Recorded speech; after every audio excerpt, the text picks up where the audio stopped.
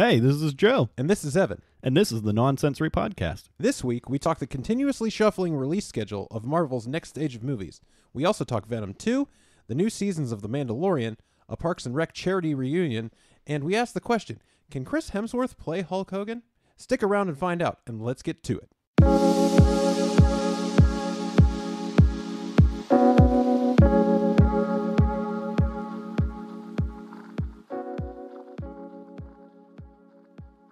Greetings and welcome to episode 4 of Nonsensory Podcast. If you aren't already, you can subscribe to us on podcast services iTunes and Spotify, as well as our YouTube channel. Just search Nonsensory. You can also follow us on Twitter at Nonsensory1 and Facebook at Nonsensory Podcast. Joe, how are you doing? What's up, Evan? I like this new angle, kind of. Kinda. It's a little weird when we talk to each other. It's a little awkward. I love to stare into your eyes, but I can't do it now. I kind of just have to imagine that you're there. The camera will be... that. I'll put my picture on the lens. Can I paste like a picture of just Joe's eyes on the camera so that we can I can properly get in the mood. I know I have gorgeous eyes, but let's be honest, they just distract you normally. So truly, I can barely read whenever I'm gazing into. All right, everybody. So today we're kind of packed with a decent amount of movie news and TV news. As you know, we've been dealing with Voldemort. We'll say that beer brand virus 19. Yeah. So it's in previous episodes we've talked about how it's pushing back or canceling a bunch of gaming conventions, and right now it's kind of messing with a whole bunch of movie release dates. Obviously, as you know, theaters aren't open right now, and studios are trying to figure out when they can actually put movies out and expect people to actually be able to go see them and stuff. And you know, recently there have been talks about opening up, certain non-essential businesses and stuff. Yeah. In the near future. I know we don't like to get political here, but how do you feel about that? First off, what do you feel about these businesses opening soon? Do you think they should wait? Do you think we're going too fast, or do you think that it's about time? I'm a little bit torn on it. I think it's important to get everybody back working. I'm sure there's a lot of people that want to get back to it. Oh yeah. I feel like no matter how long we wait, the danger is going to still be there. Mm-hmm. So my personal thought is it's kind of about time that we get everyone back, but we should ease into it. I think that you could realistically start opening a bunch of these you could start opening a bunch of these non-essential businesses as long as you're following a lot of the protocols that the essential businesses have had, where people are still using their personal protective equipment. They're limiting the number of people that can be in these businesses and stuff, because realistically, I don't want anybody to get sick. Nobody wants anybody to get sick and die. But I think that, we all received a $1,200 stimulus check, or maybe you haven't, but you will shortly, obviously. And even if I can afford to survive a little while, I know that there's people out there that can't. Where, maybe they have a very comfortable life, but most people can't afford to have a bunch of most people don't really have the spare cash. Most people live paycheck to paycheck in this country, and so when you get a $1,200 check from the government and you're cool, that's what, maybe a month's worth of pay. Well, not even just that, but you probably have bills that you're oh, great, I can just pay those off. Yeah, and though there's mortgage forgiveness and student loan forgiveness and all this stuff, but not everybody's going to qualify for that. Not everybody's going to get that. So even if you're somebody that comfortably makes $100K or whatever, and your family is all right most of the time, this can really affect you, I think, to where, if you're on unemployment and you got that check, maybe that doesn't amount to much for you. Yeah. And so whereas you're not a poor, lower class, low income person, you can still feel the effects of all this that's happening just as much as those lower class people, because if all your money is tied up in your bills and then you're not getting back from the government unemployment wise enough to cover those things. It's not like you can just like up and sell your house and be like, well, we can't afford this mortgage payment anymore, so I'm just going to put my house up on the market and somebody will buy it and I'll just go rent a place that's cheaper while this is all happening. It's like that. You can't move that quickly. So like people are like kind of just stuck in their situations, and it sucks. And there's no right answer. I will say there's no right answer, but I feel like if we're smart and we take the steps that we have and we implement them moving forward, I think that we're getting about to that time. Yeah, I feel like people are capable of acting in a responsible fashion for the most part. From what I've seen, very rarely have I seen anybody acting in a way that's like, what are you doing? We went to the Oriental Market yesterday on McKnight. Yes. Oh, yeah. And my haven. Yeah, so Hazel sat in the car with James because it wasn't our only stop. Mm-hmm. And I went into the store on my own, and first of all, the place was jam-packed, which I was not expecting. Yeah. And I wore my mask, and everyone else had a mask on. But Hazel said she saw a woman stop at the door, look at the sign. The sign says, you don't come in the store without a mask on. We'll turn you away. And then she just went in. She just looked at it, acknowledged it, walked right through the door. Yeah, I hate that. Like, rules don't apply for me. Yeah. Well, then Hazel said she saw her come right out like a minute later, so someone probably caught her and was like, get out. Right, yeah. And she went back in, 5 minutes later, she came back with a mask on. It was like, look, if it only took you 5 minutes to go get your mask, what's your problem? Yeah, like the other day I was at the store and I have for the most part had very little negative reaction with people. Yeah. I've come to them with like, here's what's going on, and they've been okay with it. They've been understanding and they've said, okay, that's fine. And so I really haven't had any negative interactions, but the other day I had one and it was just like, oh man, it made me so mad because I'm standing outside and I'm giving carts to people so that they can go into the store. We're like sanitizing them, making sure that nobody's touching them. Everybody has masks and gloves on. Most of the customers do. And I walk up to the guy with a cart and he's like 5-6 people back in line. And he got like upset with me that I brought him a cart because he would have to put his gloves on and stand there with the cart. And I'm like, he was like, I could just take one when I get to the front of the line. Like, I don't know why you're giving everybody these carts. And I was like, well, sir, these carts are pretty long. So they kind of make sure that you're like not getting too close to each other because you have to keep a cart length in between each other on top of standing on top of these lines and stuff like that.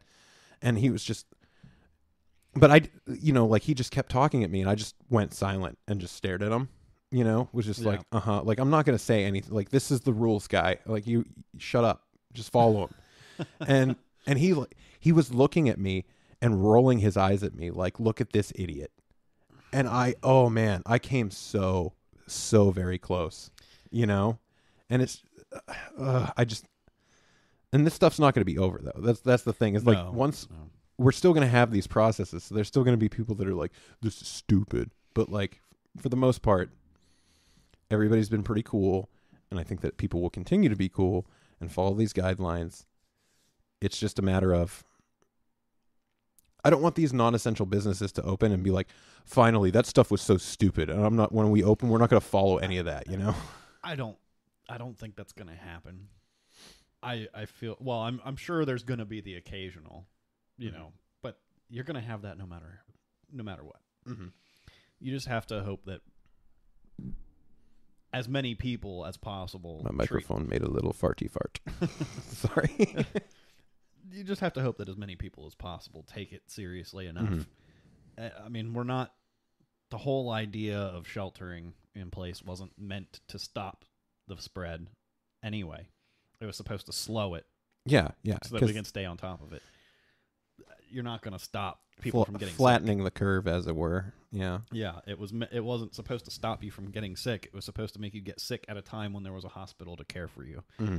which the hospitals haven't been overwhelmed yet. So go get sick, people. Give it a shot. It's not that bad. No, in more serious news, my mom is actually she went to the hospital yesterday. Well, I'm sorry. I found out about it yesterday. Yeah. Oh, I'm sorry. It's Friday. Mm-hmm. My mom went to the hospital. She had a fever, and then it started being that she was really tired and didn't want to move. Yeah. All the symptoms, yeah. Yeah, it was everything. Mm-hmm. And she went to the hospital, and here's what surprised me is that they said they only admitted her because she ended up having like a low O2 saturation and a really high heart rate. And that they weren't going to admit her for, right. The virus. beer. Yeah. Yeah. I was like, They weren't going to for the beer. Let's not call it Voldemort anymore. Let's just call it the beer. The beer. The beer 19. You already got 5 deep in your 24. Well, you know why you're sick, right? You need a lime with that Corona. You're trying to drink it by itself. It just ain't going to work. You're going to taste like shit. Well, she tested negative. That's good. They had tests? Yeah. Okay. She got tested. That's the other thing is like I've been hearing when I read news, I don't know what's going on with like how widespread testing is and how available it is. So it's interesting to me that you're telling me that she was tested. Yeah. Okay. I'm not sure how Right, bad right. all of it is, but I've heard that it's hard to come by. But she got tested. Maybe she exhibited sufficient symptoms. Yeah. That they were like, okay, well, we probably should. Yeah. Okay. But they said it was negative. She's supposed to be released today. I imagine they're probably going to make her quarantine anyway, just in case it was like a false negative. Right. But she sounded a lot better when I talked to her on the phone yesterday. So. Okay. Well, that's. I mean, I'm glad you shared that, and we could, kind of check in with each other and see how things are going and how we're feeling. That was basically our obligatory weekly the beer mention. The beer. The beer. So before we get into the news, Joe, how you doing? How's the what have you been like playing recently? I know that you were playing Final Fantasy VII, but then we got pretty heavily involved into some Warzone. So I'm interested to see if you've continued to play a little bit of FF7 or if Warzone's kind of engulfed your all being like it has me. I've played maybe a half hour of Final Fantasy VII. Okay. Since we recorded last. So FF7 is your Doom Eternal to me, where I've like as soon as Warzone came out and I just started playing it, I haven't had time for anything else, which is ridiculous. Well, the thing is, I have played a little bit of Animal Crossing. Mm-hmm. I saw your logo. Yeah, got the Nonsensory logo. It's beautiful. Yeah. So that was cool. I had to do it. Like for some reason, I hadn't thought of it until like yesterday, and I was sitting there. I was like, oh, you know what? The Nonsensory logo. I could totally pull that off. So I think that I might make that my island flag. Oh, that's cool. Yeah. Yeah. But really, I mostly just been playing Warzone. Way too much Warzone. Good. I'm glad. We still need to get that like a proper stream of it going. Yeah. I guess we made an attempt. We got you the mic. We got you the mic set up now. Yeah. We couldn't get a proper mic going. Like there was a webcam mic was involved and it didn't sound good, so it didn't seem proper to throw the thing up and record it. But we will try again to get a proper stream going at some point. Yeah, we want to do Halo as well, but I think right now we're pretty much engrossed in Warzone, so that might be just. Well, I did boot up Doom again yesterday and played through the next level that I was on, and it's so I like Doom because there's some like really subtle humor and stuff where right. It's not subtle, okay, but it's like very fourth wall breaking.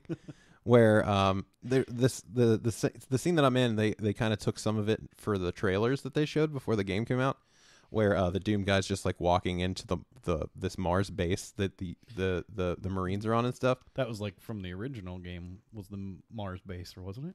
Yeah, I think so. They kind of fleshed it out to where like there's all these like people at the facility that like work there and stuff, and like the Doomslayer just shows up, and everybody's like crapping their pants because he showed up, and he's like this legendary dude, and he comes up and like he needs to get through like a security lock, and he just like walks up to some dude at a desk and just grabs his lanyard and just like drags him over to it and like opens the door and like shoves him away.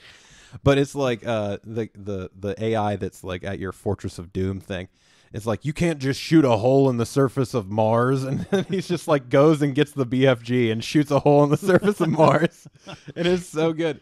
And there's like a scene before that happens where you go and save like the robot AI that helped you in the previous game.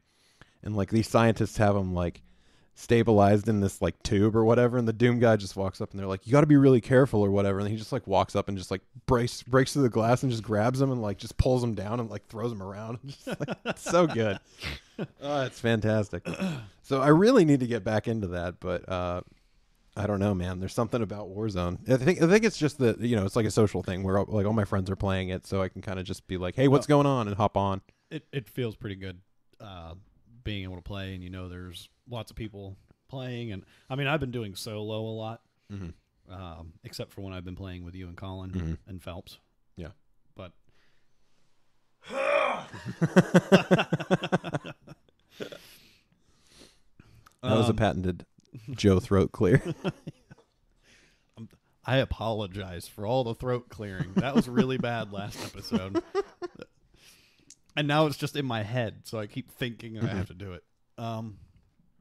No, Warzone's been really fun, and this is like the free multiplayer weekend for, you know, Call of Duty multiplayer. So I've been jumping in there, and I'm like, Team Deathmatch seems so frantic after being in the Battle Royale arena. Yeah, and compared to other Battle Royales, like Warzone seems frantic, and then you get into like the actual...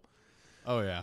And you're like, oh, yeah, this is the thing that I left 10 years ago. You know, that's just insane. I was in a domination match, and it was just like, there's people everywhere. There's angles that I can be seen from. Like, yeah. Like in Battle Royales, you're like, there's literally, like, you can be seen from everywhere. So there's no knowing where your angles are in a map. Yeah. Like, I remember in Call of Duty, you like memorize the different angles you can be seen from. Yeah, where you're at specifically on the map. But the Warzone map is so big that you can't really figure that out, you know? Yeah, there's no I know this map. Well, I mean, you will eventually get there, but it'll take you hours and hours and hours and hours and hours, you know? But I even think, even once you get to that point, it's still not the same. There's just angles everywhere. Yeah. Because you can go, okay, I'm going to walk the edge. You can't do that in a Battle Royale. You know, because there's the guy, you know, the sniper that I'm going to just walk the edge and creep my way in. And you can't do that. That's funny because we got 2 wins that way this week where we just kind of just rode the circle in and fought whoever we came across or whatever. But I didn't buy this, okay? One of my friends bought the... Colin bought the season pass or whatever. Or the battle... I don't know if it's season pass or a battle pass, but he bought the pass. And he had a bunch of unlocked stuff, so I was like, I want to get some unlocked stuff. And I had some credits or whatever, and I bought this like stupid 420 stoner pack or whatever. It was the only thing that was available to me. It was like super cheap, and it was hilarious. Dude, it's so dumb. I saw your logo. No, it's so stupid. I love it. It's so stupid. I'm like, right. of course, these guys really know their audience. They're just like, they do. 17-year-old kids. All right.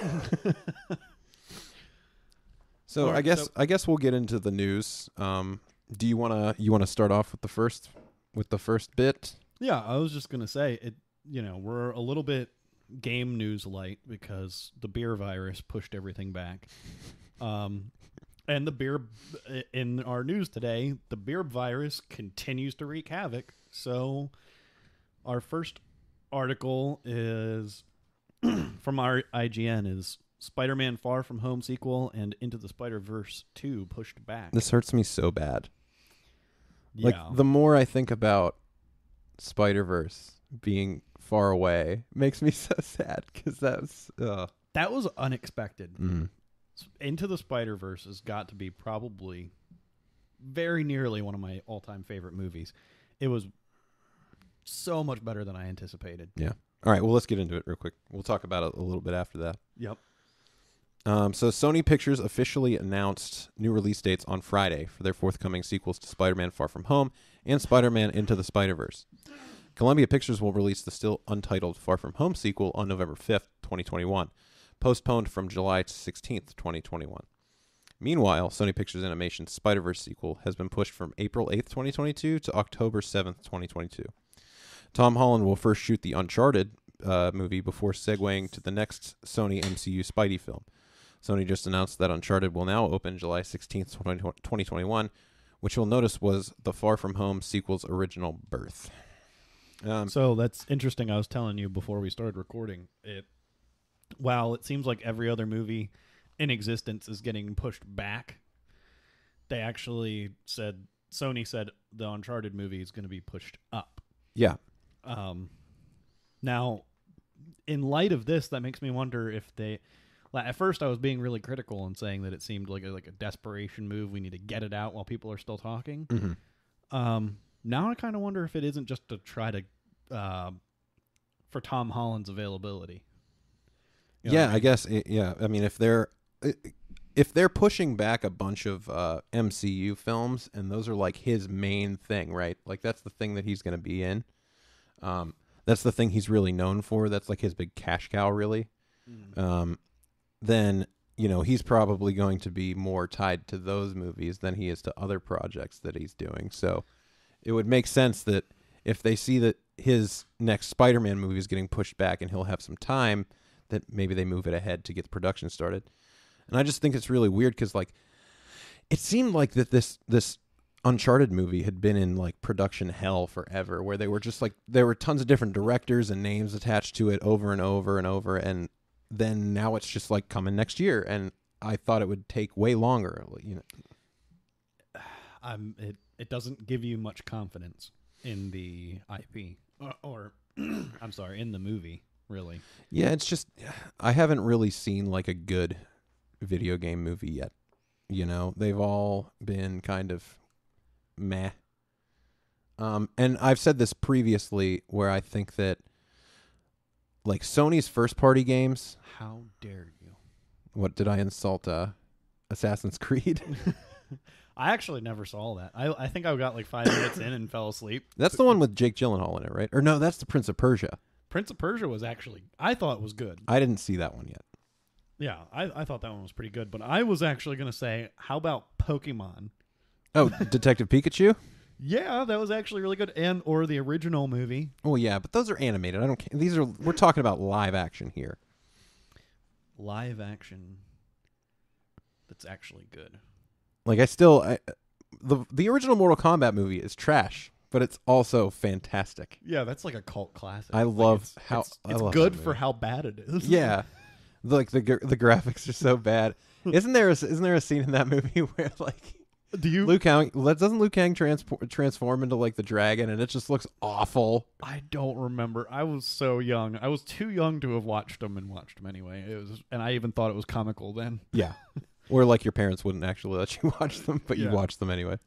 Well, do you remember Double Dragon? The Double Dragon movie? No. There was a Double Dragon movie? Yeah, there was. Do you remember who was in it? No. I don't remember enough of it to... It's like Corey Haim and Corey Feldman are Double Dragon. Back when they were big. No, please, no. It's like the Lost Boys with uber violence. All right, well... So, I mean, what do you feel? I mean, like, this is just Spider-Man getting pushed farther back, which I'm honestly more excited about the Spider-Verse sequel than I am the live-action Far From Home sequel. Granted, I liked Far From Home. I think that the Spider-Man movies with Tom Holland have been really good. They have. Oh, yeah. He's my favorite Spider-Man so far. We were talking before. It's, like, definitely a step up over, like, the Andrew Garfield movies. Yeah. Far and away. Yeah, like, the villain... Why am I having... Condor. Wasn't the Condor the villain in Homecoming? Yeah. Yeah, just anything... I like Michael Keaton a lot, so anything with Michael Keaton, I'm going to be like, cool. Oh, he's brilliant. Yeah, well, I think that the new Spider-Man movies nailed the villains where the old ones... Where, like, the Amazing Spider-Man movies with Andrew Garfield didn't really. Like, they had, like, Jamie Foxx as the Electro, I think, or something, and he was just kind of like half baked. All of the original set of Spider-Man movies, we just said his name earlier, and it's lost again. Tobey Maguire. Tobey Maguire, yeah. Those movies, Spider-Man wasn't Spider-Man in those. Mm-hmm. Spider-Man's jokey, silly kind of character. Yeah, and he was like more punny. of a like a sheepish kind of. Yeah, it was way serious. It was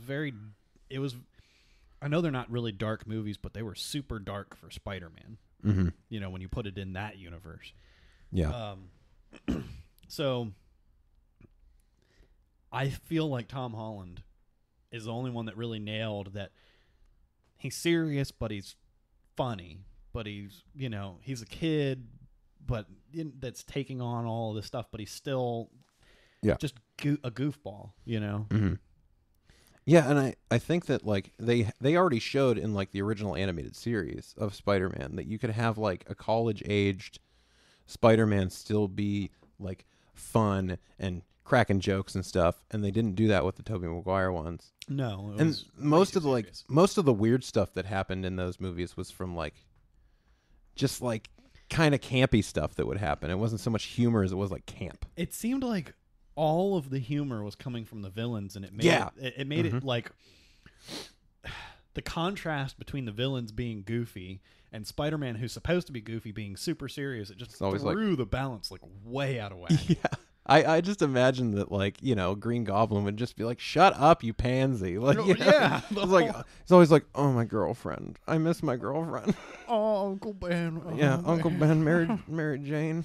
I can't tell her how I feel, but I'm gonna fight this dude with grenades flying on a like some hoverboard. Like, dude, you can't even get past your non-existent relationship problems.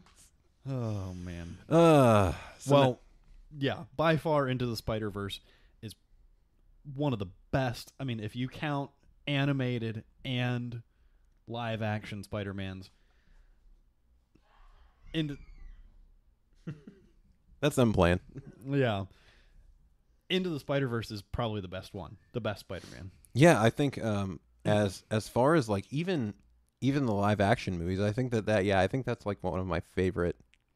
I'll always hold a special candle for the original animated series. Yeah, oh yeah. But I've also gone back and watched it recently, and it's like not as great as it was because it's still like a 90s cartoon or whatever. Yeah, very 90s. But campy. I think in terms of like a bunch of the stuff that I've seen, I think I would put Spider-Verse ahead of the newer Tom Holland movies, but they're pretty close. And I think that I enjoy like this incarnation of Spider-Man the most, and I'm really interested to see where they go with it after Far From Home, where they kind of made Spider-Man kind of like Public Enemy #1-ish, Yeah. So I didn't like Far From Home as much as I liked Homecoming. Okay. They were both good. Mm-hmm. And I feel like... I really like Jake Gyllenhaal as Mysterio. Oh, yeah. I think he did a great job. He did. Jake Gyllenhaal is an amazing actor. Mm. I mean, you got to give it to him. Have you seen Nightcrawler? Yeah, that movie is so brutal. Dude, everyone listening or watching right now needs to go out and see Nightcrawler if you haven't seen it. It's such a good movie. If you don't... So it's not on Netflix anymore, mm-hmm. but if you have a VPN, I think it's... And you can find a server out there that mm-hmm. you can watch it, because I just don't remember which one it was, because I have a VPN, and I can... Mm-hmm. So I'm like watching Chinese Netflix and stuff. Oh damn! Yeah, dude, I need to get a VPN. A friend of mine at work has one, and he's been saying that he really likes it. He uses it mostly to watch soccer though. Yeah, because he's a big soccer head. So I wonder if I can do that to watch hockey, because I'm really frustrated not being able to watch the Penguins. We really got off topic though. We did. Okay. Well, it's that was a Marvel delay. A lot of these are going to be Marvel delays. Marvel and Disney delays. Do you want me to read off the next one? Yeah, because I think that I'm actually maybe more sad about this delay than I am about the last one. Really? Yeah. I'm very sad about Into the Spider-Verse too. Well, okay. Let's get into this one. More Marvel Disney movie shakeup. Should I be reading that part in there? You can. It's fine. Okay. This is another IGN article. Just 3 weeks after announcing a Mastiff. A mastiff. A massive mastiff. Aww. Look at this big haired dog. We just delayed the Spider-Verse, but look at this big old hairy dog we got here. Look at this big old You remind me of that character from Waterboy. Yeah, the Cajun guy. Yeah. Do you... Okay. I'm moving on. Yeah. We gotta go. Just 3 weeks after announcing a massive overhaul of their upcoming theatrical release slate, Disney has set new 2020 dates. Marvel's Thor: Love and Thunder and Doctor Strange in the multiverse of madness. So Thor: Love and Thunder will now open February 11th, 2022. Which was supposed... Oh, so that one's actually bumped up. Mm-hmm. Okay, so that's a couple weeks earlier. Yeah. That's about a week earlier, yeah. Oh, no, that's like 2 weeks earlier, actually. Doctor Strange and the Multiverse of Madness moves to March 25th, 2022. It was supposed to be November 5th, 2021. Okay, so that one's a big delay. Oh, yeah, that's huge. Black Widow, which was to have opened in May, was delayed due to coronavirus pandemic, will now take the November 6th, 2020 slot originally occupied by the Eternals. Pardon me. I didn't even know there was going to be a Black Widow movie. Really? Is it supposed to still be Johansson? Yeah, and it takes place before, I think, she joins the Avengers. No. I think it takes place after Civil War.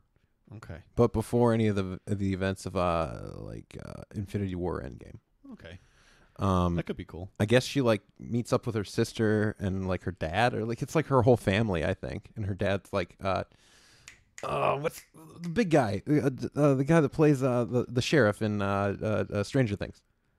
I don't remember the actor's name. Oh man, it's killing me right now. He's so cool. Yeah, but he plays the dad, and he's like, they put like, they squeeze him into like his old red suit and stuff, and he's like too fat for it. It sounds great. That's great. I don't know. It looked really cool. All right, let me get back through this. Okay. The Eternals, in turn, moves to February 12th, 2021, which was when Shang-Chi and the Legend of the Ten Rings was supposed to have opened, which now takes the May 7th, 2021 date that had belonged to Doctor Strange.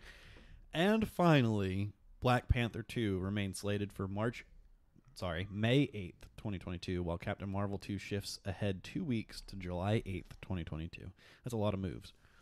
Yeah, dude, it's so like this is one of the things that I don't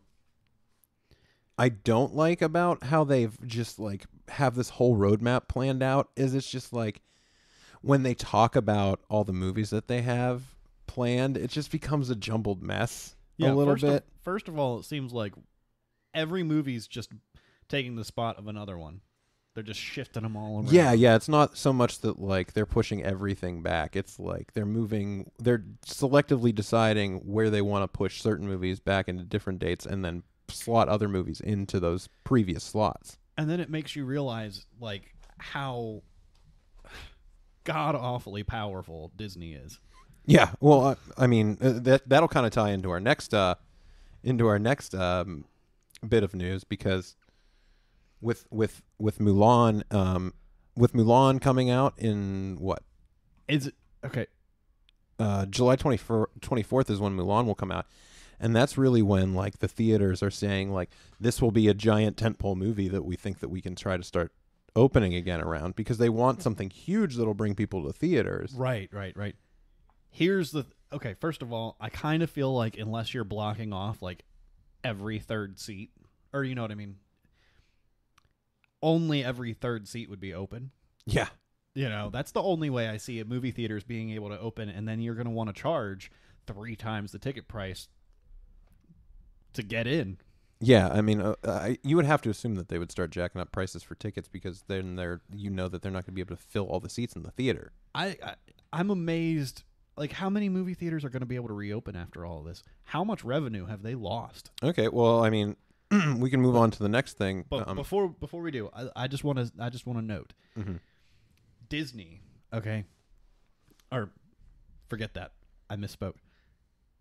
All the other movies that we've talked about so far, the most hype that I have, and is this weird to say, is for Mulan. For Mulan? Yeah. Really? Have you seen the trailer for this movie? I haven't seen the original Mulan. Yeah, I don't think you have to. The trailer for this movie makes you just like, holy crap, this looks amazing. No, I haven't seen it. But I've also been kind of like, I don't know, I was kind of let down by some of the like live action remakes of the recent Disney movies. Did you not like Aladdin? I haven't seen that one. I saw Beauty and the Beast. Okay, I actually liked the Beauty and the Beast. It was all right. It was pretty good, but I don't know, there's just something about it that's like, I've already seen these movies done. Right. You know, I don't need to see them again. The thing for me about remakes is I'm fine with it if it feels warranted. Like, so when you feel like it has to bring something new to the table. Something more than just the sake of making something it live action. Something I didn't get out of the original films. You know? Just making it live action isn't enough to justify it. If I compare it to like games, okay, if I compare it to them remaking Resident Evil 2, I'm fine with them remaking Resident Evil 2 because it looks like a potato and it plays like a potato if you tried to play the PS1 version. So like when you change it and you remake it, you've improved it immensely. But with something like going from the original Beauty and the Beast to a new Beauty and the Beast, it's just kind of like I don't know what they've added that I didn't already get from the first thing. You know what you didn't get? Hermione Granger singing. That's what I've always wanted, folks. Yeah, singing Belle's parts. Her voice is amazing. No joke. Like that sold the movie for me. Just her singing voice is incredible. I have a very contentious relationship with musical movies, mostly because, and I realize it wasn't a musical, but there's a ton of musical numbers in it, right? I would call it a musical. Okay. Well, okay, we'll call it a musical. But like I initially didn't want to watch that movie Rocket Man. Okay. Because it just, it's just like musical numbers over and over again. It's just, I don't know what it is about. Like some of that stuff comes off as corny to me. But then I watched it and was like, wow, this movie's actually really good. I enjoyed it a lot.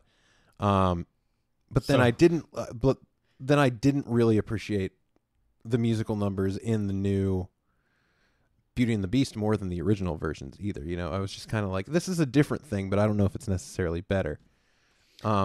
And I had a similar thing with, I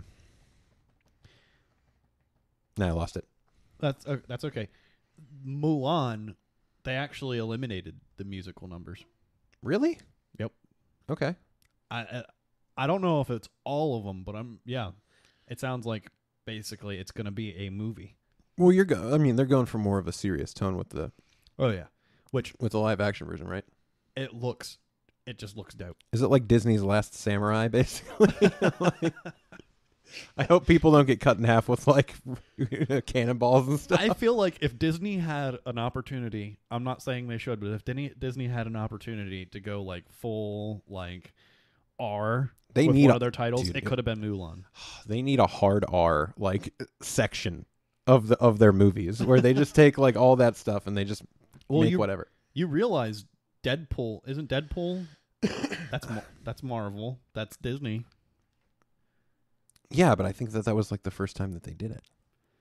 It took them that long, and then I'm not really sure how the production worked with like who. I think it's like an external studio made it, so they'll put their name on it, but like they didn't make it, kind of thing. Like where they're like, we didn't make the super violent thing, they did. Well, look, I'm not saying they should do it. I'm just saying Mulan could definitely be Kill Bill Disney. Oh man, that'd be so good. Like where Mulan's like Beatrix. Yeah. And she's just going out for revenge. Oh, that'd be so good. Yeah. Brutal. I think we should get back into it. You should make Beauty and the Beast hard R. See, but then I just feel like that would be like softcore porn. Because what else would you do with it? Little bestiality in there. What else would you do? Who's my big hairy man? Oh. I think I'm really starting to fall for this werewolf guy. Exactly. Where else do you go with it? It wouldn't be like action-y. So I can't really feel too much about like the Eternals or Shang-Chi because I don't even know I don't know what those are. Yeah. I don't really know what those are. No clue. But I'm really saddest that. Thank you for pulling us off of that. I'm really sad that Thor: Love and Thunder got delayed. Is not coming out until February 2022. It did get moved up. I've loved every Thor movie so far. I think that they really found their stride with the last Thor movie, where they've definitely made Thor kind of goofy, and I know that people have like a very contentious idea of like how Marvel makes everything a joke, where they add so much like humor to everything. I feel like that's because they're. That sounded really weird. I feel like that's because they're trying to remain true to the comic book side, at least somewhat, where comic books are always kind of, the dialogue is always kind of silly.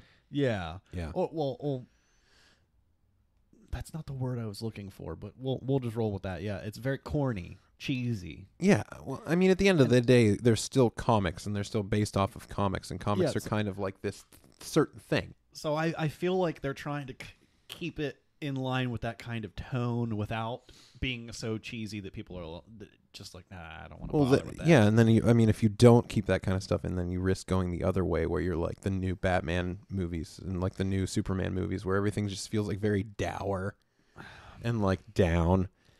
The super dark Batman, I think we've had enough of it, and you can do something a little. It has room for improvement. Yeah, you're not asking to go full Adam West. No, on us, where the But wouldn't you love that? It'd be pretty good. Yeah, I think I'm ready for it. Like the guy that directed like Guardians. Oh, dude. Directing a Batman movie, I think would be really fun. That would be amazing. Like they could bring back Robin and stuff, and like I don't know. Bruce Wayne, the way that they have him in these movies now, he just seems like such a douche. Like he just kind of seems like he can't have any fun. He just doesn't. I feel like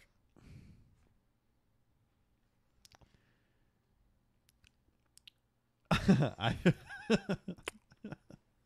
do you feel? How you feel, Joe? I feel like they have to make Bruce Wayne out to be a jerk because he's also a millionaire. Yeah. What you think? Like they want him to seem like kind of like out of touch, or like just. I feel like in Hollywood, the millionaire has to be the bad guy. But they don't make him. I'm not trying to veer into the political. I'm just saying. But they don't make him necessarily the bad guy. He just seems. Oh well, I didn't mean bad guy. I mean an asshole. Yeah. Well, he's kind of like in the Dark Knight trilogy. They made him seem that way because like he's like playing sort of like the billionaire-ish, like where this is what billionaires should act like. So I have to act like kind of like a jerk and stuff like that. But I think that my problem with how they've portrayed Batman is that he's so haunted by everything that's happened to him that he still like carries it with him so hard everywhere he goes, rather than being like, it doesn't feel like he's absorbed what's the tragedy that's happened to him and moved past it and has made peace with it. And like you can dedicate your life to trying to like avenge your parents by, fighting crime in your city without it being this thing that like makes you a sad person 24/7. Yeah, that's the thing that makes it feel like it's not quite. It's over the top. I'm not saying that. I lost my dad when I was very young, not trying to bring a sour note in here. I'm just saying, I don't obsess every day about destroying, the people that, bringing justice to everything and like, oh, I'm so sad my dad. Like, yeah, I mean, every once in a while I'll be like, man, I'm sad. My dad's gone. But it's not like all the time. Yeah, yeah. You don't see, seeing visions of it like when you're walking down the street. Yeah, yeah. So I would say that the next biggest thing is the Venom 2 postponement. So Venom, the new title for the next Venom movie is called Let There Be Carnage, which obviously I've been seeing this Yeah. Hints to there being Carnage in it. Carnage to be played by Woody Harrelson. What? Yeah. I'm excited, man. I love Woody Harrelson. He's the man. Okay, no, hold on. Woody Harrelson. True Detective. Yeah. Zombieland. Yeah. Yeah. What about him? I guess Zombieland kind of definitely shows off his capacity to play a more serious role. Zombieland? You think Zombieland is him in a serious role? Go back and rewatch Zombieland. Yes, it's a goofy movie, but he is a very dark character. Oh yeah, I mean he's sad. His motivation and he has pain that comes from a dark place, but he's still for the most part like just like this loud angry guy that's kind of played up for laughs, and that's why I love that movie. Zombieland is actually a really quality movie for just being another zombie movie. Oh, it's so good. Yeah. Carnage being played by Woody Harrelson, though, I don't know how I feel about that. Well, I'm gonna finish the readout real quick. Okay, So, Venom: Let There Be Carnage will now hit theaters June 25th, 2021. It was originally slated to open October 2nd, 2020. Andy Serkis is directing the Venom sequel, which sees Tom Hardy, Michelle Williams, and Woody Harrelson reprising their roles from the 2018 blockbuster as Eddie Brock, Anne Weying, and Cletus Cassidy, respectively. Naomi Harris plays the villainous Shriek in the film. The original Venom film grossed over $800 million worldwide, which is crazy to me because it seemed like relatively panned as a movie. The original Venom movie with Tom Hardy. I have to say, I didn't watch it. I haven't seen it yet either, which is surprising because like Venom's like one of my favorite comic characters. Yeah. I don't know. Maybe we should watch it. We should. Maybe this is where we. Maybe we do a reaction video to watching that movie. I was gonna suggest maybe doing a watch party. Yeah, we could do that too, like a stream watch party. Yeah, I'd be down with that. Because. All right, we'll put that. We'll put a little post. We'll put a post-it note on it. Put it in the file. Maybe we'll do that. But yeah, one of the things that I took away from it was that I didn't have any idea that Andy Serkis was going to direct this movie. Like I didn't know he directed anything. Yeah, Golem is doing Venom. That's interesting. He went from playing the lead chimp in Planet of the Apes or whatever to directing this movie. Those movies were so good. They are really good. So good. Very extremely dark. But oh yeah, I'm happy. That's one of those movies where I feel like happy that they went super dark with it. Oh yeah. The second one kind of felt. Was it the second or the third where it felt like it was over the tarp? Over the tarp? You can't cover this up, man. It's over the tarp. But they were very good. I loved it. It was very good. You want to read off this Mandalorian news, sir? This is interesting because we watched the first episode of The Mandalorian, and it wasn't that we didn't like it. We just never watched it again because our household has a weird thing about watching things together that, like, for some reason... When you say together, you mean like you and Hazel, or yeah? Like, I mean, we watched it with my brother too, and I don't know if there's like this feeling that we all have to now be in the room at the same time because I don't care. Like you don't move ahead, and then somebody's like, "Let's watch this," and we're like, "We're already finished it," kind of thing. Yeah, I kind of feel bad because like he doesn't have Disney Plus, but you do. Yeah, but then it's like if he wants. I don't know. I'll just have to give him our login. That way we can just watch ahead and not feel bad.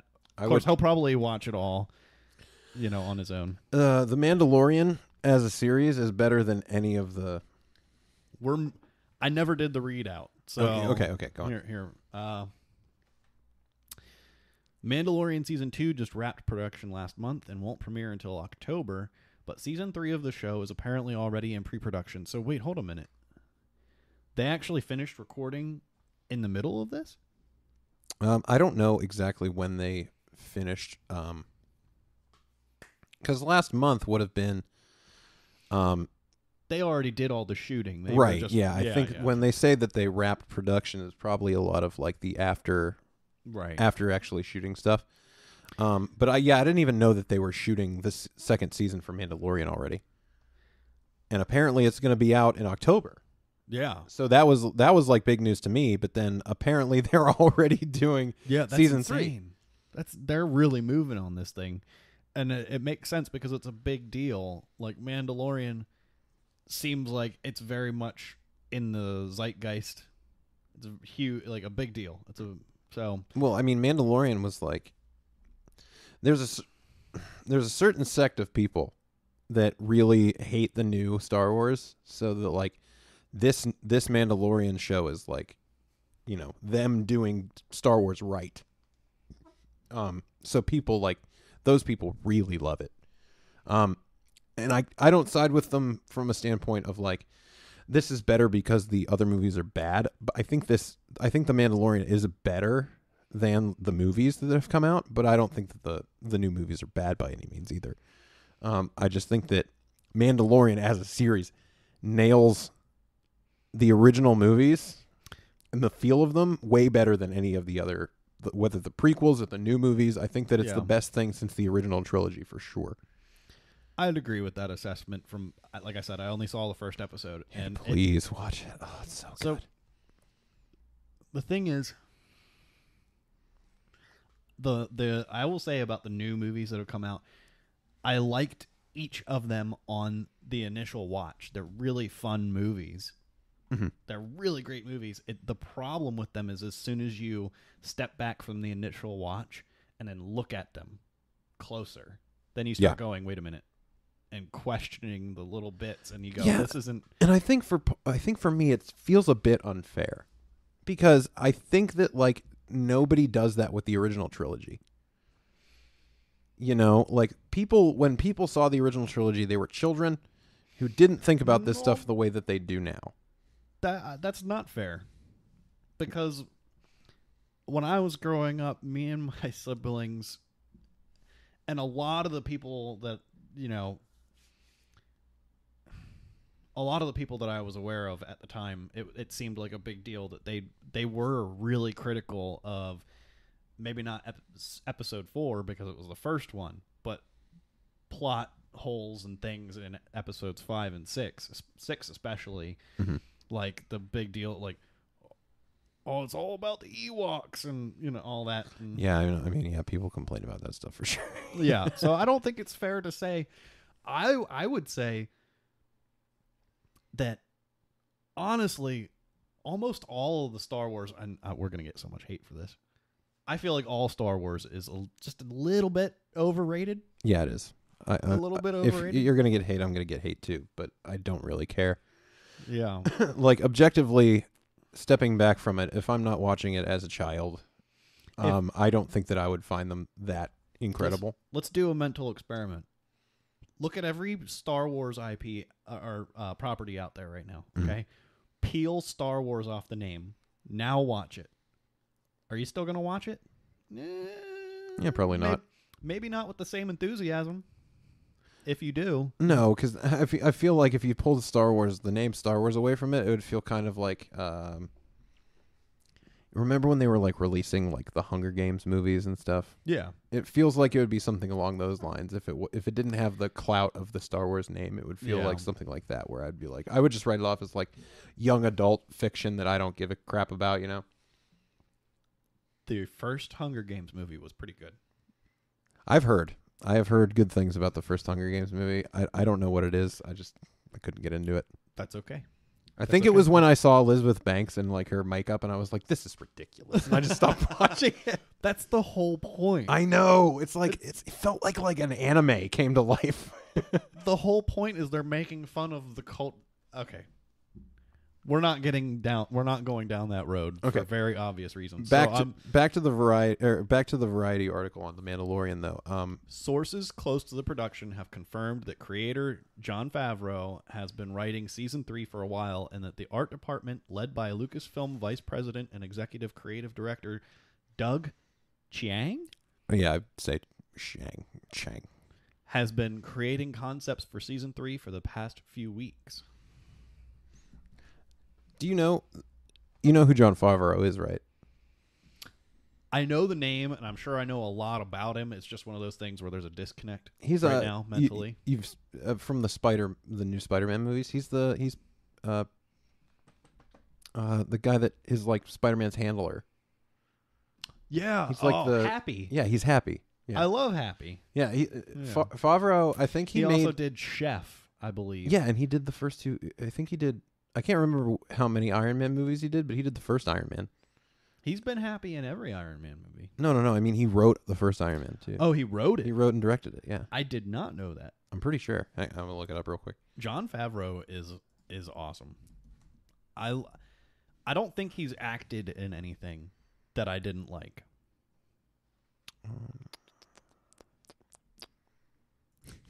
Sorry. Yeah, directed by Jon Favreau. So, yeah, I don't know it. So he's one of those directors that feels the necessity to put himself in his movies.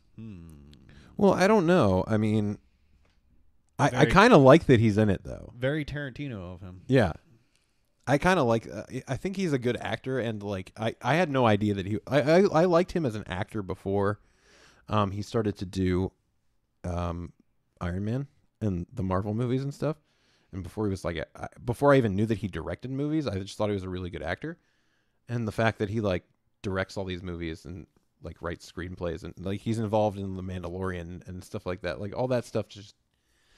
I like the guy a lot because of that. He's a real Renaissance guy. You know, he just like does everything. I have a lot of respect for him. That's really cool. So knowing his track record, you know, retroactively now, I'm very excited to see, you know, where this continues to go. So I guess we'll go and talk about, since we've gone through the movie news, we'll do something that kind of relates to all of it, which is AMC Theaters, who I'm sure if you go to the movies, you've heard of AMC Theaters. They have hundreds and hundreds of theaters across the country. And I guess their idea now is, since they have been closed for so long because of the beer virus. The beer stopped them. The beer stopped them. Since they've been closed for so long, they're kind of like trying to gauge and look to when they can open again. And so, according to this article from the Hollywood Reporter, AMC Theaters on Friday said that it won't reopen its 630 plus U.S. locations until there's a new Hollywood production about to roll out. So, like we were saying before with like Mulan, they're waiting for something that's huge. They're waiting for something like a Disney movie or Christopher Nolan's new movie. Yeah, I had not heard a single word about this Tenet. So I watched a. Now you're giving it to me. Do you want to? No, one of my drops? Get your damn lozenge out of my face. I watched the trailer for it and I had no reaction to it. I didn't know what was going on. It was typical Christopher Nolan, where I was just like, "What's happening?" But it looked visually interesting. But I guess they're gonna wait until around the time that Christopher Nolan's Tenet, or Mulan, comes out as a way to take advantage of like one of these bigger films. And so their AMC released an official statement saying, "As we plan our reopening, the health and safety of our guests and associates is our absolute highest priority. To be able to open, we also need a line of sight into a regular schedule of new theatrical blockbusters that get people truly excited about returning to their favorite movie theaters. These blockbusters are scheduled to return this summer, beginning with Warner Brothers' Tenet and Disney's Mulan, with many more major titles scheduled immediately thereafter. They also indicated they might try a soft reopen before these summer movies open by showing creative programming of immensely popular previously released films." Like Studio Ghibli. Yeah, this was kind of a question that I wanted to pose after we get through this. AMC closed more than 600 locations in March and furloughed its CEO and other corporate employees. More than 150,000 theater employees have been laid off or furloughed since the start of the coronavirus epidemic. This news comes after S&P Global downgraded their credit rating due to fears the company would default on its over $500 million in debt. So this is another one of those things where they need to open soon. I think they're also like up against it. It's not just that they want to open; it's that they have all this debt already, and their credit rating's taking a hit. And they're really relying, I think, on these July movies to come out so that they can get theaters open and start making some money again. Because the longer they stay closed, the more money they lose, especially if they're paying on all these all the locations that they own. They might have CEOs furloughed and employees laid off and furloughed, but they still have to pay for the facilities that they have, all the theaters that they actually have open. They still have to pay. I mean, it goes back to, we touched on it a little bit last week. I mean, you can't blame people for wanting to stay open or wanting to try to find a way to reopen. Or it's a survival instinct, dude. It's not just. There's a want to look at it as corporate greed, but they're feeding people too. So they go under. I mean, 1,600 theaters. Is that how many you said were closed? 600 theaters were closed. That's a lot of. They still have. It was basically half. Yeah, that's a lot of employees that have no income right now. I mean, I don't blame them for trying to find some way to get back out there. Well, I think that it's just the purpose of these high-level CEOs is that they are to keep businesses alive. And so when you run into them, right, so they're going to bring them back. Like you have to give them props for they didn't just start off whacking off all the low-end guys. Word choice, Joe. No, we're not cutting it, Joe. You don't just show up to a movie theater, start whacking off a bunch of low-end guys, and expect your theater to stay open. You're going to get a virus. Maybe not an airborne virus. Not the beer virus. Okay. What I mean to say is they didn't. You don't want to drink that. You don't want to drink. Okay. They didn't cut their low-end employees to start with. They furloughed the CEO and all the executive people. I give them props for that. Like I think they deserve some credit. Well, I think also like it's in the benefit of these companies to not fire people. Because no one honestly thinks, if you think that any executive enjoys firing people, if you really think that's no one does that. No one actually goes, you know what? I really want to lay off half my staff today. Well, I'm coming at it from even less of like a do I want to do it. It's more that they would have to hire people on if they straight laid people off. They would then have to go through the process of hiring a bunch more people, training them and stuff. It like actively costs you more money to get rid of an employee and hire a new person. Oh yeah. Fair enough. So I think that it would cost them more in the long run if they were to lay everybody off and then have to go through a giant mass hiring again. So I think that that's part of it. No. Go on. To just jump off a little bit, I feel like this can get a little contentious, perhaps. Good. We want that. No, I think it's good that they're trying to reopen. I like going to the movies. Whenever movies and restaurants and concert venues and just most like bars and stuff, whenever those places open again, the boom of business that those places are going to get is going to be massive. Oh yeah, absolutely massive, because everybody's just I don't really go to the movies. I don't really go to the movies all that much. I usually wait for stuff to come on video or streaming services and watch stuff. But I really just miss stuff like that. I miss going to the bar to have a few beers. I miss being able to go like play mini golf or just go get some ice cream or something like that. It's just I've been saying this from the beginning to my wife. I don't know if I've said this to you or on air, but it's like you're a teenager again and you're being told you have to go into your room. You'd probably go to your room any damn way, but Yeah. you just told me I have to be here, so screw you. I'm coming downstairs. Yeah. I'm going to be all over the place except my damn room. Yeah. That's what it's like right now. That rebel. That inner rebel. Oh, God. It's like, no, I'm going to go to the movie theater. Oh, wait, but I can't because it's closed. Because it's officially closed. They've Yeah. locked it. Now, is it just me being racist? Or is that... I don't know, Joe. Do Or I is want it- you to continue? No, you do. Is that Tenet guy, is that the guy from... Is that Black Panther? No. See, so it is me being a racist. A little bit. That's terrible. Not all black people look alike, Joe. No. Now I feel like an idiot because I can't remember his name. I remember something Washington. I remember Michael B. Jordan as the bad guy from Black Panther, but I don't remember. I don't remember It has the to be actor's the same name. guy. They look so... Okay, see, we're cutting this part because I'm not gonna... We're gonna find out. We're gonna find out if Right Joe is a now. racist. We're gonna find right out now. if Joe's a racist right now. Stay tuned. It is Well, why am I so bad at Googling stuff? Chadwick Boseman. Oh wow! It's a very different people.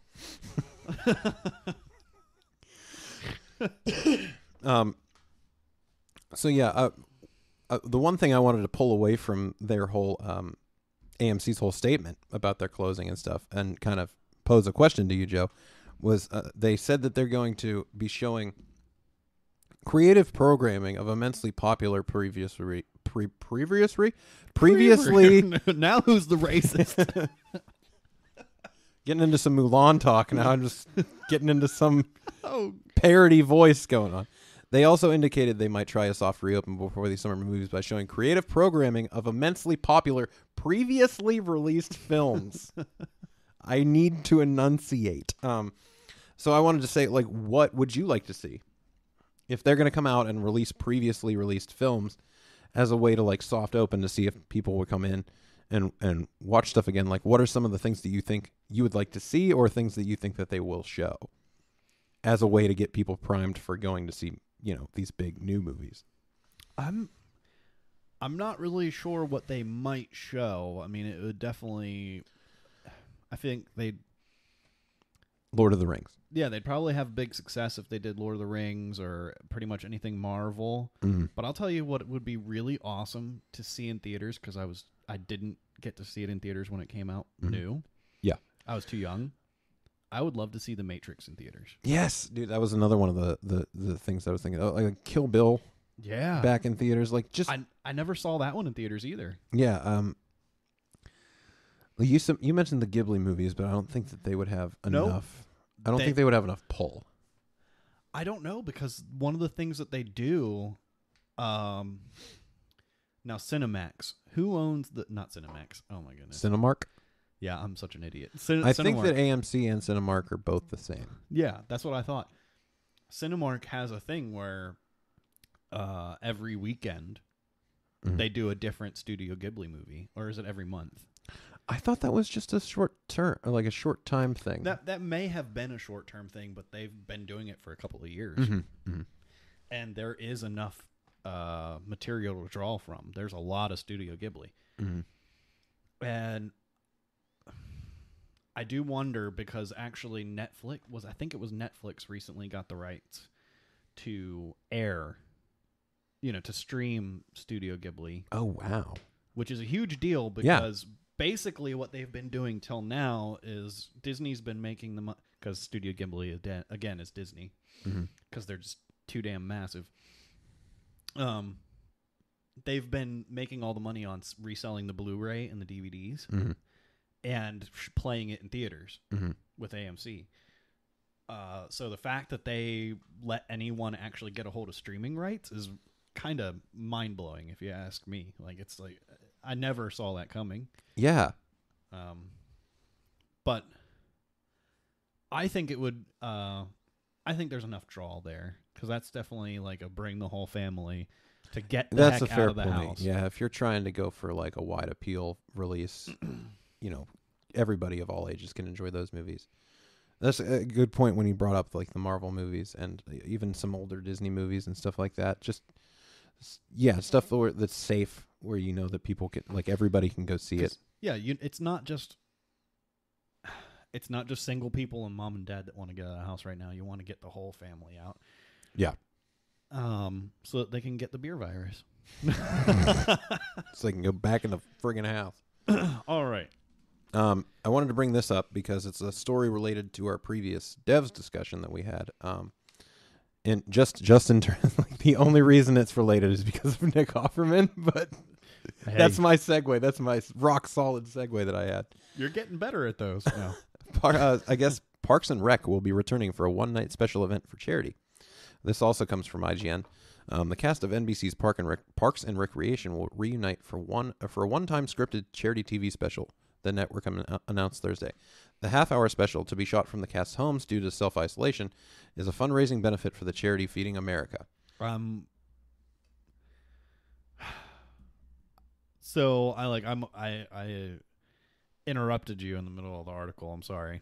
I didn't mean to do that, but you're gonna do a TV show shot from people's homes. Well, I think that what they're doing is they're just embracing that, like, the people in Pawnee are also quarantined. Oh. So everybody's kind of... It could be good. Maybe it'll be like they're all on a Zoom call or something. I don't know. I don't know what they're going to end up doing. But, like, the whole original cast is coming back. You got Aziz Ansari, Amy Poehler, Rashida Jones, Nick Offerman, Aubrey Plaza, Chris Pratt, Adam Scott, Rob Lowe, Jim O'Hare, and... I love me some Rob Lowe. Some Rob Lowe. So the half-hour special, like a lot... sorry. Their statement, I guess, is like a lot of other people, we are looking forward for ways to help and felt that bringing these characters back for a night could raise some money, said executive producer Michael Schur in a statement. I sent a hopeful email to the cast, and they all got back to me within 45 minutes. That's impressive. Our old Parks and Rec team has put together one more 30-minute slice of quarantined Pawnee life, and we hope everyone enjoys it and donates. In such uncertain times, we can't think of anyone better than Leslie Knope to unite our country and her unbridled enthusiasm and compassion, said Lisa Katz and Tracy Picosta, co-presidents of scripted programming, NBC Entertainment. A huge thank you to Mike Schur and the cast of Parks and Recreation for putting this wonderful special together and bringing a smile to all our faces while raising money for such a worthwhile cause. So, actually, after you mentioned it being like a just embracing them being in quarantine, that could actually be entertaining. I was very doubtful how they were going to make that look good, but that could work. I like the idea of maybe getting into Ron Swanson's home and seeing what his home life is like. How ultra manly it is. Yeah, he has to live in a cabin or something. Everything's all of his furniture is made by him. Yeah, it's all handmade and it's all bearskin. He's got nothing but he's got whiskey all over one wall and dried meats and stuff. Freezers full of meat. He doesn't have a fridge or a freezer. It's just all beef jerky. Yeah, that's all he eats is beef jerky. So I think this is a really awesome idea. I know that people really like Parks and Rec. To be honest, when I watch the special, I'm just going to want a whole nother season of Parks and Rec, though. That's what sucks is I love Parks and Rec, and then they're going to give me a taste, and I'm going to be like, let me get some more of that, and then they're going to take it away, and I'm never going to have it again. I'm going to feel really sad, but I applaud them for wanting to do something positive and raise money for charity to support people during this whole horrible time. And even if you don't need the support, at least they can give you an emotional boost by seeing these characters that everybody loves so much. Yeah, I think it's. What's the cause exactly? What are they donating toward? So I think that... Did I miss it? No. I think I just read... it's for the charity Feeding America, so I assume that it's some sort of... well, that's good. Related to Feeding America. No, that's a noble cause. I can... Feeding America. That is if we're... Yeah, U.S. Hunger Relief Organization. That's wonderful. Feeding America is a United States-based nonprofit organization that is a nationwide network of more than 200 food banks and feed more than 46 million people through food pantries, soup kitchens, shelters, and other community-based agencies. Forbes ranks it as the second largest U.S. charity by revenue. Oh. Wow. I did not know that. But I also didn't know what Feeding America was. So obviously I didn't know that they were the second Feeding business. America people. Your reach is obviously not big enough. Wait. Feeding America people? What is this, Soylent Green? Okay. Well, look, we're looking for a very cost-effective way to feed America. There's plenty of dead people every day. Let's grind them up. Send them out. So while we're on that topic, should I read your little your note to self here? Oh, yeah. Okay. You should read my note to me because Okay. it's hilarious. What, your note to you? Yeah, this was like my note to me to remember to bring this up to see I if thought you put that there to kind of propose it to me because you knew I'd be reading it. But Oh, yeah. I applaud this, but I also can't help but think of the celebrities singing "Imagine" by John Legend. Legend, not who it was. He is a legend. But John Lennon. Thing that happened in the last couple weeks, which made me cringe out of my skin. I am the walrus. So I saw that and likewise cringed. It was really weird. Like, I don't mean to take a dump on people's good intentions. Yeah, but it's a little tone deaf. Yeah. Have you seen anything about that? Oh yeah. You've seen the celebrities singing Imagine? Yes. Because now, I mean, like, this isn't like a unique thing that we're doing right now where we talk about this and then take a dump on it. Because, like, everybody has done it on the internet. But at the same time, like, it's just real bizarre to me. Yeah. No, it's super. Like, I'm gonna at the same time praise NBC for making an episode of Parks and Rec for charity, but I'm also gonna like take a dump on these celebrities trying to, make people feel better by singing this. But at the same time, it's just like, nobody asked for this, guys. Okay. Why was it cringeworthy? Why would they cringeworthy, Evie? Okay, so now we're in the Princess Bride. We are like transporting through movies here. Don't you? We don't mind. You don't know in the show, dog, please. We are gathered here today. All right. I was getting more of Mice and Men. I think. Okay. Oh, George. Where the rabbits, George? It made me cringe out of my skin just because there's like this weird disconnect for me where they're like singing like "Imagine no possessions from inside my $1 million mansion." Yeah, thank you. And I'm like, guys, yeah. just shut up and donate some money to charity. That's what you do. You don't try to raise my spirits by singing a song that I never wanted you to sing. So, if you're gonna sing something along those lines, well, no, let's steer clear. Yeah, because it rings extremely socialist, extremely communist. It just rings. It's beyond any of that. And it's super tone deaf. Beyond all of that, it just rings very hollow. You're all in the 1%. Mm-hmm. Telling us imagine no possessions. Yeah, give me a freaking break. Yeah, it's kind of ridiculous. Yeah. But it's just kind of it is really kind of just tone deaf. I don't know. And again, like it's tone deaf because they didn't take a step back and kind of think about it more. But I can't crap on them too much because they really had good intentions, I think. I give them credit there. It's just let's rethink the song that you want to sing. Yeah. There are probably a million better choices. Celebrities sing "Hey Ya" by Outkast to make everybody feel better. I would have been all about that, It's just I love me some Outkast. It's just bizarre to me. All right. I don't think they thought really enough about the subject matter of their song and like how that all relates to the bigger picture before they decided to sing it. But so I'm going to jump on to the next bit. Okay, brother. But first, oh, nice. Yeah. Cool. I just, we were talking about. Yeah. Chris Hemsworth is set to star in a Hulk Hogan biopic. Brother. Okay. This is so weird because I had no idea that this was even a thing. In an article from IGN, bizarre bit of news as Chris Hemsworth is set to star in a Hulk Hogan biopic. Joker's Todd Phillips is attached. This is why it's weird to me, is because there's a Chris Hemsworth is starring in a Hulk Hogan biopic directed by the Joker's Todd Phillips. But okay, so Todd Phillips, before he directed the Joker, he directed the Hangover movies.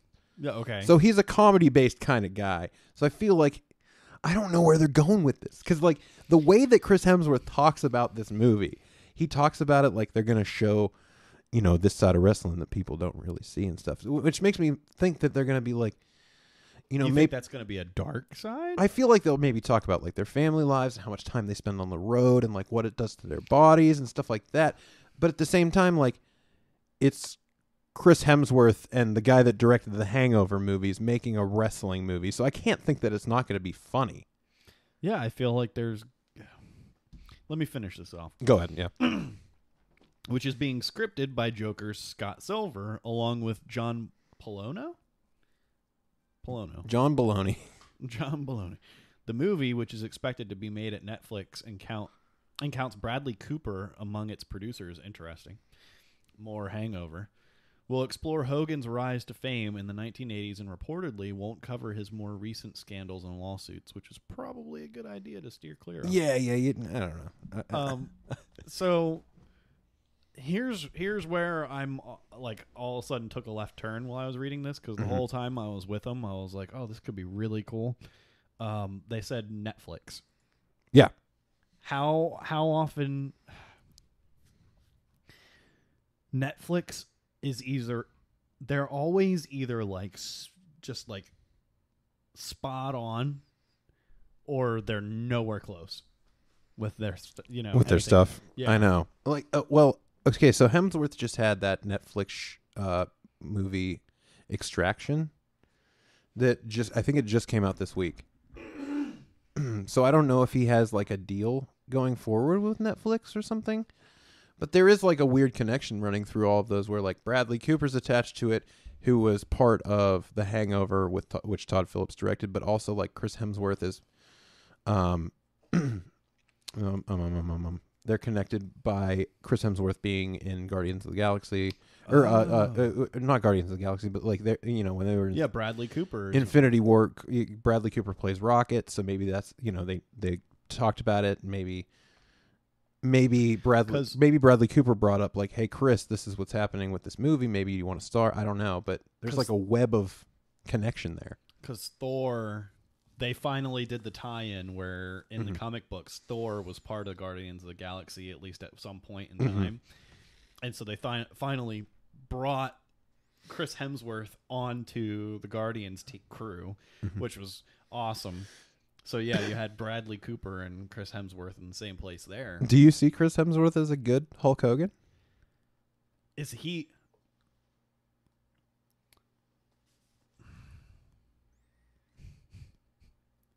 After seeing him, I think he could be. I think he could. I don't think he looks anything like him, but that's what hair and makeup's for. Yeah, I think that they could give him the look facial wise, but I feel like they went with like the big guy, he's big enough like size wise to play Hulk Hogan. Yeah. He's kind of jacked like Hulk Hogan. But I just don't know how you make it has to be a comedy, right? I don't know how you make a serious... This sounds super comedy to me. Okay, good. I would be... I mean, I'm down. I think it needs to be a comedy, because I don't know if I'm going to go see a serious Hulk Hogan movie, for God's sake. What kind of looks like to me, even though they're not going to cover the recent stuff, I kind of have this feeling that Netflix is going to poke some fun. It's not going to be very flattering, is the impression I'm getting from just the little bit that we have here. Yeah, I don't know. It'll be interesting to see. I just thought it was bizarre that this is a thing that is being made, and the names that are attached to it. Because like now, anybody thinks Todd Phillips and Joker, it's like obviously not funny. but it's good to remember that he was a comedy director, so it could potentially be a pretty damn funny movie. And so I think that's really all we got for today. I think we just wanted to go through some more movie-related news today as a way to kind of get away from the games so much. I've kind of been wanting to talk about all the delays that are happening because in the movie industry because of the beer virus and everything. But we haven't really gotten around to do it because we focused so much in on the games news and stuff like that. We were never really supposed to be entirely games. Mm-hmm. What we really want to do is tell you guys about the things that we are passionate about in media. Mm-hmm. So the TV, movies, and games are, but games is something that we're very passionate about. So that's just kind of going to be somewhere that is going to be a sweet spot. Yeah.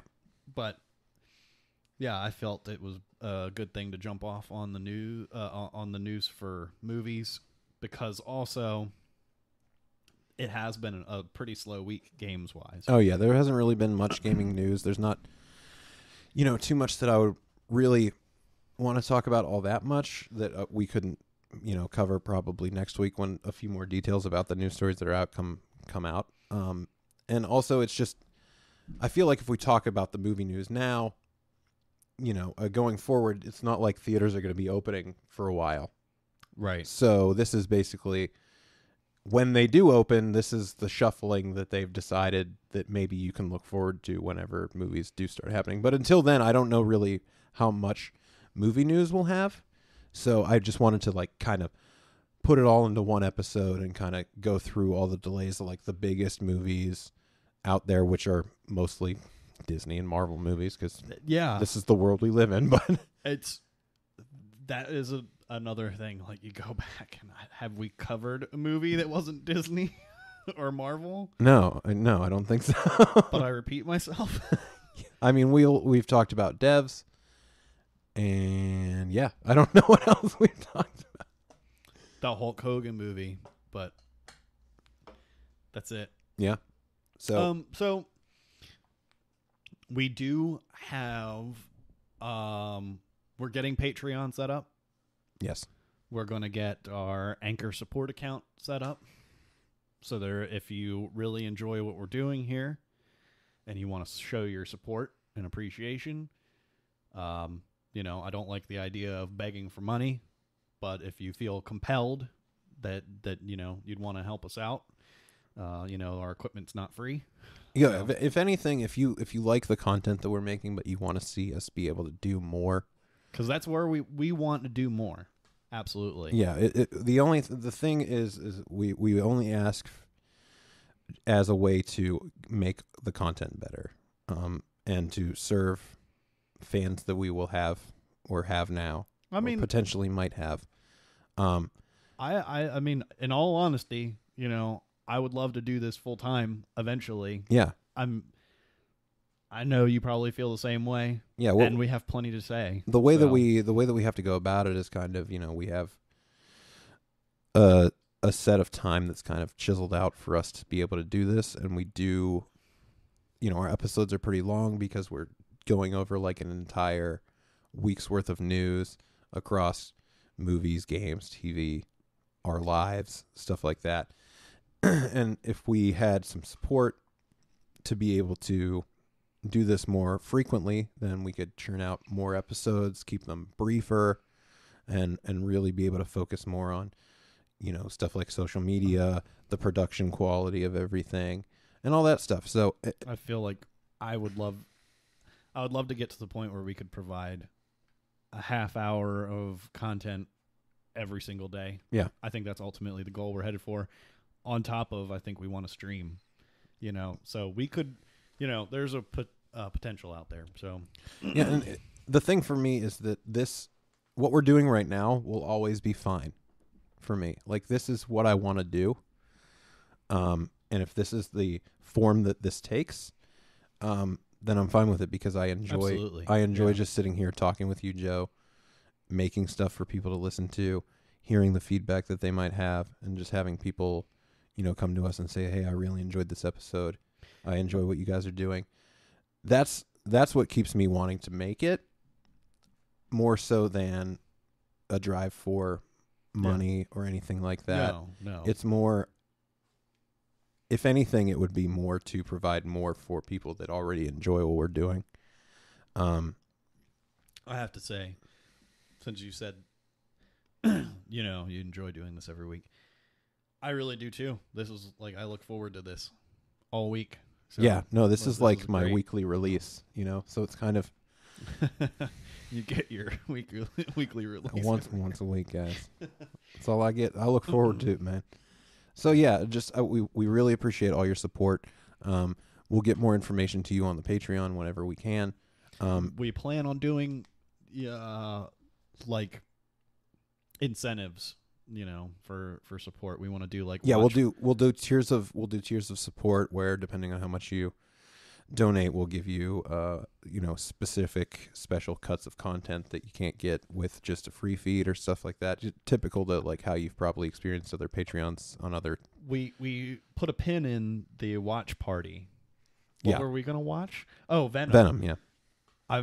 We could very easily make our first incentive the first 50 subscribers we get. Yeah, we'll do a watch party for Venom, and we'll maybe for a different set we can do watch parties with our wives. Oh yeah, watch K-dramas with our wives, so you can just see them be excited, and you can just watch how hard we can eye roll before our eyes just literally go into the back of our heads. Our wives are super into K-dramas right now. Oh my gosh, it's ridiculous. It's like they've we get together and do the podcast. They get together and watch K-dramas. It's perfect. It is a choice. It is a choice that they make. And I support them because they support us. Yes, absolutely. So, again, thank you so much for your support. You can follow us on social medias. You can check out our YouTube channel. You can hear us on iTunes and Spotify. You can just find us basically in Nonsensory across the board. If you're looking for us on Twitter, @Nonsensory1. Thank you so much again for listening to this episode. We really appreciate you and your continued support. We hope you have a great, great day, and stay safe out there, guys. Peace. Be easy.